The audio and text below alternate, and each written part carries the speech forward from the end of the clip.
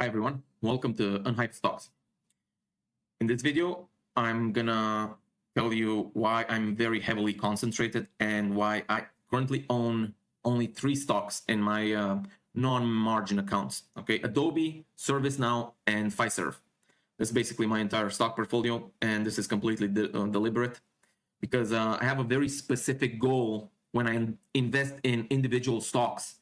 The goal and the mission is to outperform and beat the index, and specifically not just any index, not the world index, okay? The S&P 500, that's the index I want to beat. Not the world index is very easy to beat in my opinion, and the returns on the world index is very, very low. In my opinion, I mean, you barely beat inflation by 1% or so, so it's ridiculous. ETFs such as VT or something like that, I don't want to ever put my money towards something like that. So I want to beat the S&P 500 by a meaningful amount over the long term. Can it be done? Yes, of course.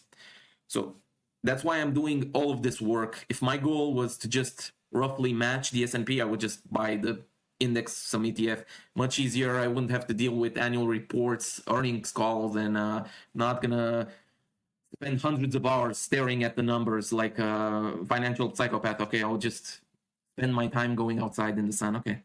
So once I decide that my goal is to outperform, I need to accept some things that are very uncomfortable. Okay, my portfolio has to look extremely different from the index, because if I own like 40 or 50 stocks, and most of it which are already part of major parts of the S&P 500, such as the big cap, the big tech stocks, Microsoft, Amazon, Meta, I mean, what is exactly going to happen is that I've basically built my own ETF. I'm shadow indexing, but in a way that I'm just not gonna win. I'm not gonna outperform, because new players like Nvidia are coming every single year and driving this the index higher and higher.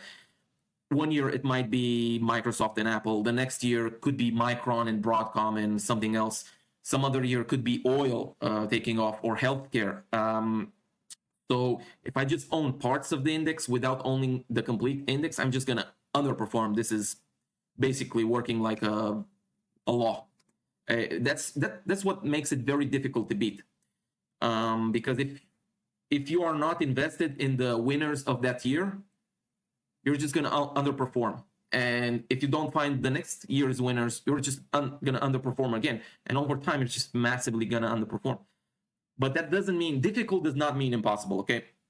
Before I decided to invest in individual stocks, I wanted to convince myself that it can be done, and other investors have successfully and consistently outperformed and beat the index, the S&P 500, every single year.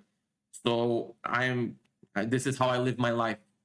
What one man can do, another can do, okay? I'm not gonna sit here and say, it's just too difficult for me, I'm not gonna be able to do it. These guys are much, much smarter than me. And you're gonna see, I'm gonna make the next video showing some of the 13F filings that came out right now in August, and show you some of these guys, how dumb they are, how stupid they are, okay?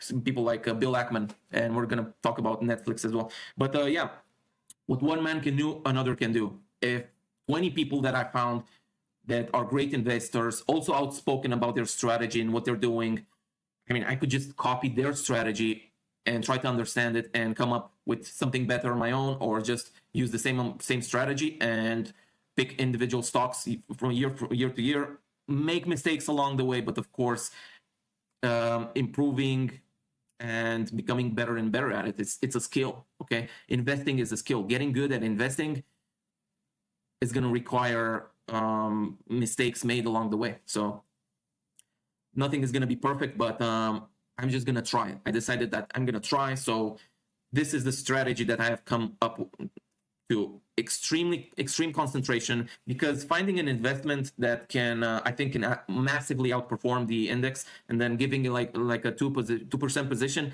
is not going to accomplish much. If it doubles, the portfolio moves 2% higher. It's nothing. So I did a lot of research for nothing if I'm just going to allocate 2% to it. So concentration isn't the goal by itself. Outperformance is the goal.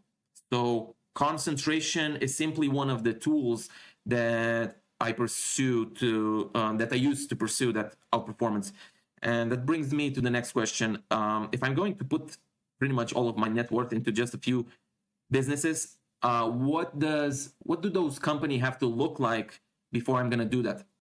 All right, so what earns my money? If I'm going to concentrate that much money of my own, hard-earned money, my future, okay, my savings, and into just a few companies, the standard has to be extremely high. Okay, we're talking about my livelihood here. I'm not just getting paid to manage other people's money. I'm putting my own livelihood, my future pension at work. Okay, so I'm not.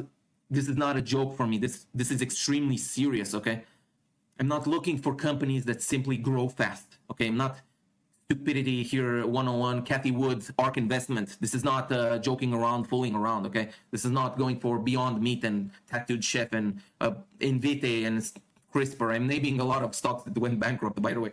So I'm not looking for a stock that has a nice story to it. I'm not gonna buy something just because everyone agrees that it's a great business. Duolingo, Netflix. I don't care about stories. I don't care about. Actually try to stay as far away as the crowd as possible. The sheep are always wrong. The sheep are always going to get slaughtered, my friend. Bulls make money, bears make money in this market, and the pigs get slaughtered, okay? So you want to stay away from the crowd, basically. The massive retail crowd are like basically the sheep and the pigs that are going to get slaughtered. So what am I looking for? I want businesses that are very difficult to replace. Okay, you can't just remove it. Extremely high switching costs, mission critical products. And when I talk about high switching costs, in some of these cases, like in Fiserv, we're going to talk next about Fiserv as well, but you cannot switch from Fiserv core bank processing. Okay, you're going to go back. Your bank is going to go bankrupt if you try to switch the core bank processing provider. So very high switching costs, mission critical products, high recurring revenue. Try to have no cyclicality unless I'm trading some semiconductor stock, which is very high tech. Strong margins, strong cash flows, high returns on capital, very high pricing power, very strong balance sheet. And I want ideally a company that is sitting somewhere in the economy where the customers don't really have a choice. They just have to pay. And that's a choke point. Okay, that's a toll booth, something very deeply embedded. So some of my questions are very simple, but my favorite one is, what happens if the customers remove this product tomorrow? Okay, so if the answer is not much, I'm not interested in buying that company. Okay, but if the answer is operations break, employees cannot work properly, payments stop moving, documents stop flowing, compliance becomes a problem, legality, okay, customers have to rebuild entire systems. Now that's when I'm getting very interested, and that's when I'm starting to pay attention, because something like that creates something I care a lot more than just regular hype. It creates inevitability. Okay, I want businesses that keep getting paid because the customer actually needs them. Okay, not that the product is fashionable this year. I'm not going to buy Crocs. Okay, I'm not going to buy, I don't know, Lululemon, Dex. Or Nike. Look at what Nike stock. Look at what the stock of Nike did, minus 70%, and it's still not cheap. It's still very expensive. Okay, so what is in fashion this year might not be next year. That's not what I'm looking for. Those are plenty of businesses that I can find. So the next part is the one that people love to ignore. Okay, price. I don't want to buy any great company. There are a lot of extremely great companies, okay? Visa, MasterCard, you almost could never get those at a good price. I want a great company where the market suddenly hates it, okay? Bad guidance for some reason, slower growth, temporary operational problem, a scary new competitor, AI panic, whatever the narrative happens to be, and then the stock gets smashed. 40%, 50%, 60%, sometimes even more. Adobe is down 63% right now from all-time high. So it was touching like 70% a few weeks ago. So that's when I start asking questions that matters. Did the business break? Or did the stock break? Okay? Because the stock is not the business and the business is not the stock price, okay? I don't know who said that, some famous investor. I'm gonna research in the next part. I'm gonna tell you who said that. But yeah, if the stock is down 60%, but the margins are very strong, and actually in a lot of these cases the margins are still expanding, and the free cash flow is still there, and the customers are still locked in, and the moat is still intact, and the business is still extremely difficult to replace, then suddenly I have exactly what I'm looking for: exceptional business at a very unexceptional price. This is the type of situation I'm willing to concentrate massively and dumping all my money into these type of bets, and this is what outperforms the market: buying low, selling high later at a much higher price. Okay, I'm not selling because I think along the way the company has gotten I lost my thesis for that company. The company might be still excellent, but if it gets to a valuation where I just consider that it's not gonna give me high enough returns for me to beat the index by keep holding it, I'm gonna take profits, maybe even completely get out of it on a re-rating or when valuation has expanded the multiple, and find something else basically. Okay, so why only 3 stocks right now? So I have around 180 companies in my investable universe. Why do I only own 3 of them? Because there is a huge difference between a company that I'm willing to own and the company that I want to own right now. Okay, my investable universe is practically a hunting ground for me. I've already filtered out most of the market, filtered out the banks, the airlines, the oil companies, the cyclical commodities, everything that I don't want in my investable, that I don't want to touch with my money. Okay, so low margin business, high cyclical business, commodity businesses, companies constantly diluting the shareholders, businesses with weak moats, businesses where customers can leave tomorrow and nobody really cares. Most stocks never even make it through that first filter. Okay, so even inside my investable universe, I still don't want to own everything. That would completely defeat the point. So I think MasterCard is an exceptional company. I would love to own MasterCard or Visa. I think S&P Global is an exceptional company. And by the way, I do own S&P Global right now in my margin account as a ballast. I'm going to talk about my margin account later. But I think also Microsoft is an exceptional company. I bought it a few months ago in my margin account. I'm already out. Okay. So, but if the valuation isn't attractive enough, I wait.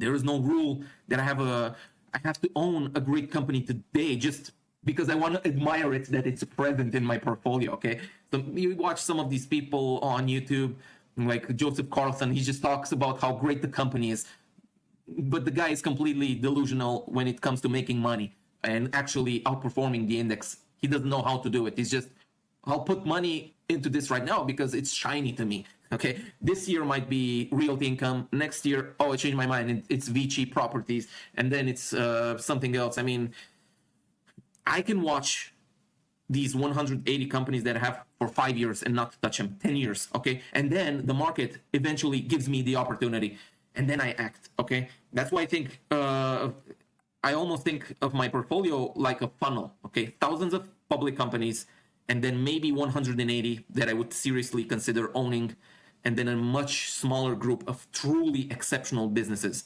And even a smaller group that is trading at prices that actually interest me, okay?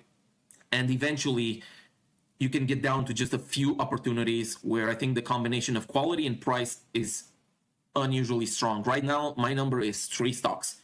Adobe, extremely high quality, extreme dislocation in price. And then ServiceNow, same story. Fiserv is even more extreme. It's down like 75% or more from all-time high.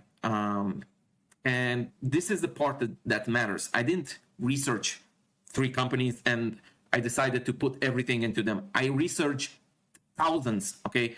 And then I researched some more when I was left with only 200.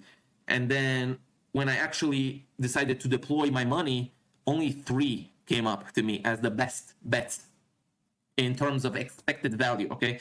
That is completely different. I'm very well diversified in what I study, okay? I'm concentrated in what actually gets my money. So if tomorrow I find a 4th opportunity that I believe is just as attractive, I can buy that. If I find 5, I will own 5. Or if the valuations normalize for these 3 companies, I start taking profits. And if the valuation starts to boom and get out of control, I might completely exit out of these 3 companies and move somewhere else. So I'm not emotionally attached to these names just because they were my bets for this year. The number is just a result. The strategy is selectivity and basically making the bets. This naturally creates a question because I'm obviously not the first investor to think this way. I do have my own traits coming from a professional poker cash game player as a background. Some extremely successful investors have built careers around putting large amounts of capital into very small number of ideas. Joel Greenblatt is one of the best examples. He talks about the strategy where he owns only 3 stocks. And that approach to concentration is where it gets very interesting. There are a lot of names that I could talk about. But yeah, anyone who has ever outperformed consistently and by a large number the S&P 500, they didn't have 30 names. They didn't have 40 names. One investor that has 30 to 40 names and keeps outperforming the S&P 500 is, what's his name? David Tepper. But he buys a bunch of names, but it's very highly concentrated into that specific industry. So since 2023, he bought NVIDIA, but also a bunch of other semiconductor stocks, including Micron, Broadcom. All of these names have ballooned up. He was invested in all of them, AMD, Intel, all of them. So a few years back, when oil was down a lot, he invested in oil, but not just in one company because he thought that company was great. He concentrated a lot in what was trading at a very, very low valuation at that point. Oil was in the toilet, okay? He bought oil with 30-40% of his portfolio, okay? So this idea keeps on showing up over and over and over again. It makes a lot of sense when you start doing the math and you start thinking about it. That's pretty much the only way where you can outperform the S&P 500 if you go out and pick individual stocks. All right, so an extremely obvious criticism of the portfolio is going to be you only own 3 companies. You're not well diversified. And technically, yes, I'm extremely concentrated by ticker count. I have company-specific risk, name-specific risk. If Adobe or ServiceNow or Fiserv screw something up or the management does something stupid, I feel it, okay? I'm not pretending that 3 stocks gives me somehow the statistical diversification of the S&P 500. My ride is not going to be as smooth as the S&P 500, okay? But simply counting the tickers misses something extremely important because I don't just ask how many companies that I own. That's not the point. That's not how you diversify, okay? I ask where does the cash flow underneath these companies actually come from, okay? So, for example, let's say you have 15 names, 15 companies. But 5 of those are oil, okay, upstream, midstream, and then the next 5 are midstream oil companies, and then the other 5 are oil exploration or some energy companies. You are much, much, much concentrated in terms of where the cash flow comes from than me, okay? So let's take a look at these 3 businesses, and you will see the enormous amount of economic diversification that I have. Let's start with ServiceNow. So ServiceNow isn't just selling one piece of software to one tiny industry, okay? It is sitting inside large organizations all over the world, okay? Banks, hospitals, governments, manufacturers, technology companies, telecom companies, retailers, even energy companies, okay? Oil and gas companies, different industries. I will make a video next about ServiceNow and I will explain in depth what ServiceNow actually does because people just think this is a ticketing system. So think about different geographies, okay, different countries, different industries, different economic cycles. And ServiceNow keeps expanding into more workflows inside those organizations. IT, customer service, HR, security, cybersecurity, operations, industry-specific workflows. Okay, so when I own ServiceNow, I'm not making a bet on healthcare or banking or oil or government spending or owning infrastructure being used all across them. Okay, it's not just one company. I'm owning the actual infrastructure across all of them, thousands of customers, a huge number of completely different economic activities feeding from the same recurring revenue machine, okay? You cannot switch ServiceNow off without breaking something. ServiceNow is going to keep getting paid by all of these industries, by all of these companies. That's why the renewal rate is like 97% or so. Okay, and then we have Adobe. Adobe, when, again, I just made the video about this. Go watch the video about Adobe. But when people hear Adobe, they immediately think Photoshop. But think about who actually needs Photoshop products. A bank needs PDFs, okay? A pharmaceutical company needs documents and marketing. A retailer needs advertising. A company that's in technology needs design. Movie studios need creative tools. Government agencies need documents. An insurance company needs customer communications. Even an oil company needs a logo and some PR campaign that they need to do. It needs a website. It needs presentation, investor relation materials, okay? Advertising, videos, documents, contracts, marketing campaigns. The company can be selling barrels of oil, okay?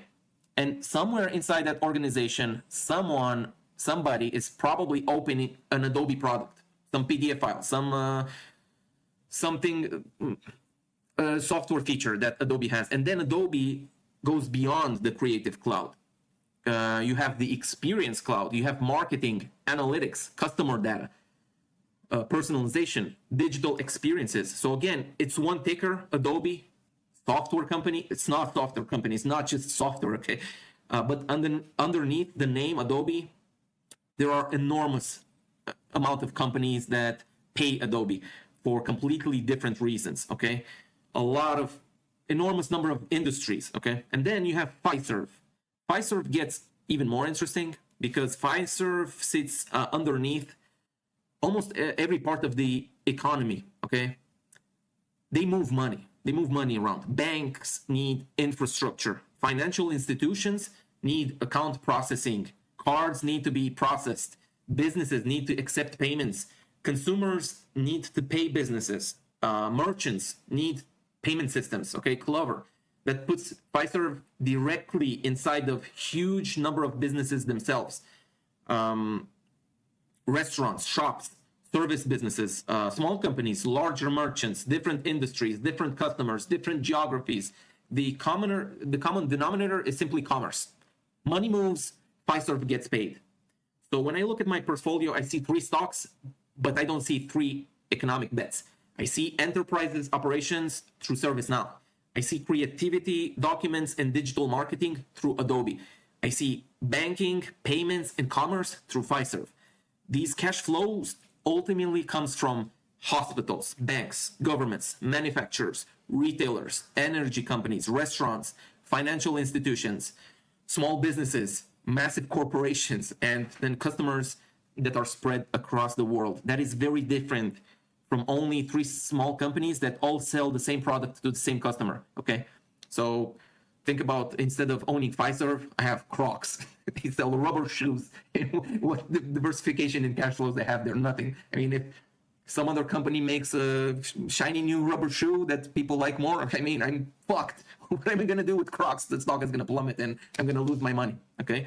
So yes, I'm very concentrated, extremely concentrated in the number of names because I only own 3 names. But economically, there's a lot happening underneath these 3 ticker symbols. So this is a very important distinction. Ticker diversification is not the same thing as economic diversification. Owning 30 stocks doesn't automatically make you a beautifully diversified either.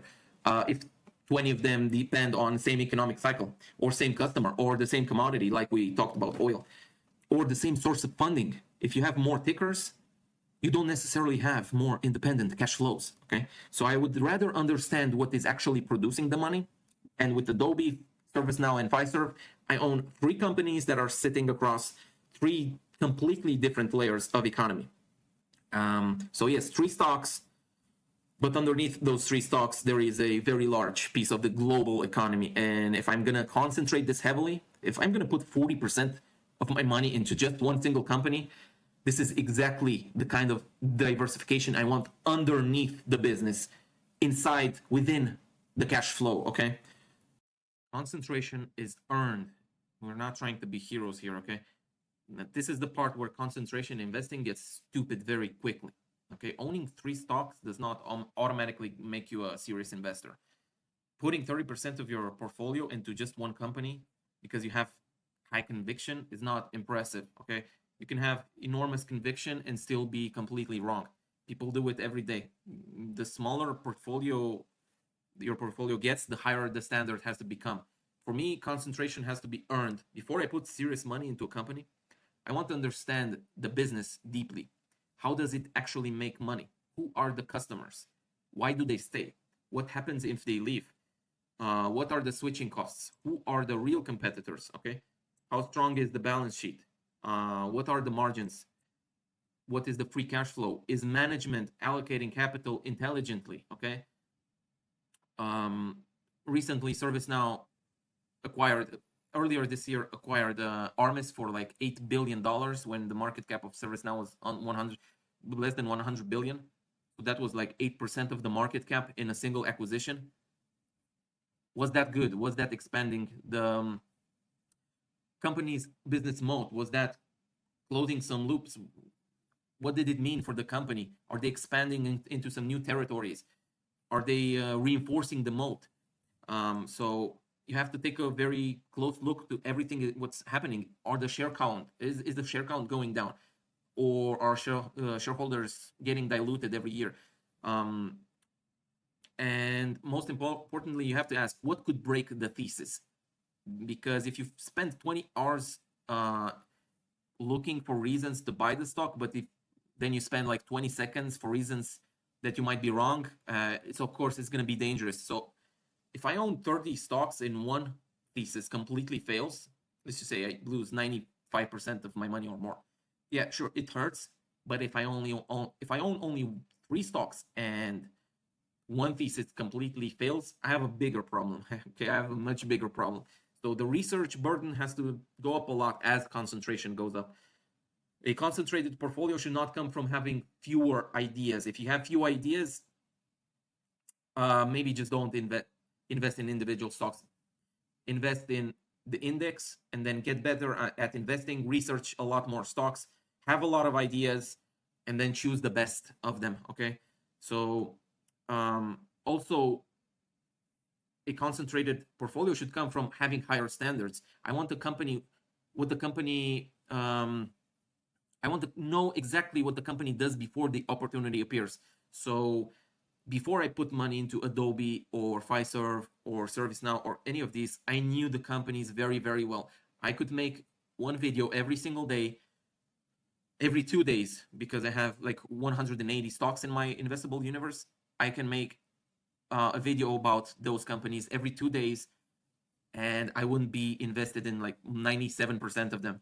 Okay. But I know those companies very, very well. And if the price collapses in any of those, I'm not starting from zero. I already know what I'm looking at. I can ask, did something fundamentally change, or did the market just panic? Stocks never go up in a straight line. They can have crashes along the way. Sometimes they have brutal corrections, even in extremely high quality businesses. Okay. Meta down 75% in 2022. So preparation is what allows me to act aggressively when I think the opportunity is real. And then there's another thing. Concentration does not mean stubbornness. Okay.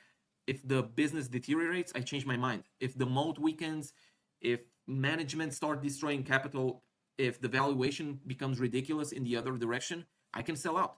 I don't get married to stocks. That would be weird. They don't even know I exist. Okay. These people don't know I exist as a shareholder. They can get bought out by bigger companies and have no say in it. Okay, even if I don't want to sell my stock to something that wants to take over just because they offer a little bit extra on top, I might not.